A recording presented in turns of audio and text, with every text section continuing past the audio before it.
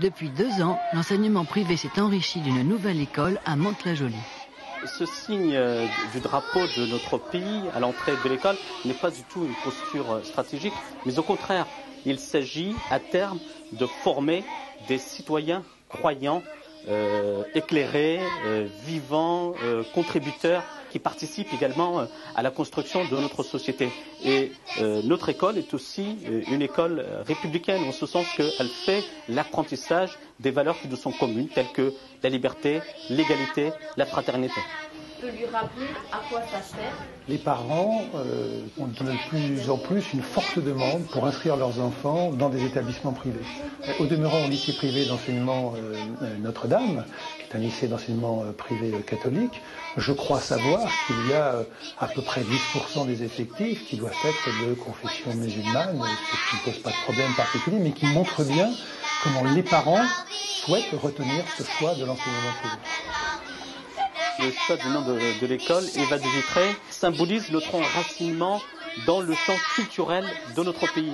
Elle a également cheminé intellectuellement et spirituellement jusqu'à l'adhésion à l'islam, et elle reflète cette quête du savoir inhérent à tout croyant.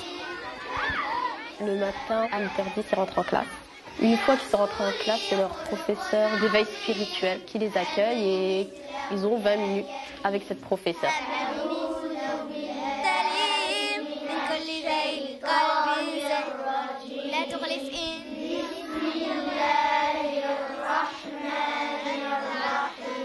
Sinon, pour le reste de la journée, c'est des domaines de discipline, maths, ça dépend des jours, mathématiques, français, histoire, production d'écrits, voilà. On sent que les élèves sont très à l'aise. Moi, j'ai une classe de 19 élèves, donc j'ai la chance d'être très proche d'eux. Et puis, on a les moments en demi-groupe, donc on est très proche de chacun d'eux. Savoir écouter les autres, attendre mon tour de parole, c'est pas évident pour tout le monde, pour tous les enfants. Et ces moments-là, ils sont privilégiés pour mettre en place ces petites règles. Aussi, l'avantage dans cette école, c'est qu'ils ont 4h30 d'arabe par semaine. Donc, c'est une autre langue qu'ils apprennent et qu'ils maîtriseront, en tout cas on l'espère, en sortant de cette école.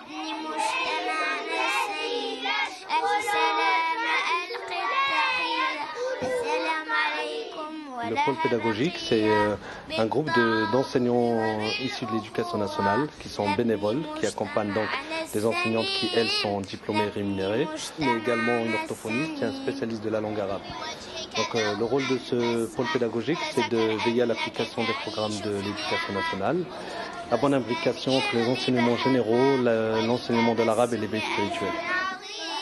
L'école est une école musulmane, elle est ouverte à tous les élèves, y compris à des non-musulmans. L'éveil spirituel est optionnel et c'est la raison pour laquelle, dans l'emploi du temps, c'est plutôt le matin de 8h15 à 8h30 pour laisser la liberté à ceux qui ne souhaitent pas y aller de pouvoir arriver pour 8h30 à l'école. Il n'y a pas de sélection au niveau des élèves. La sélection se fait au niveau des parents. Ils doivent adhérer tout simplement au projet éducatif. La contribution des familles représente 45% du budget global de l'école. À nous, il nous appartient d'aller chercher l'autre moitié au travers de collectes de proximité. Ce sont les fidèles de notre territoire qui contribuent à combler le budget global de l'établissement. L'école accueille déjà 90 élèves répartis sur 4 classes, du CP au CM1. Et la liste d'attente est longue.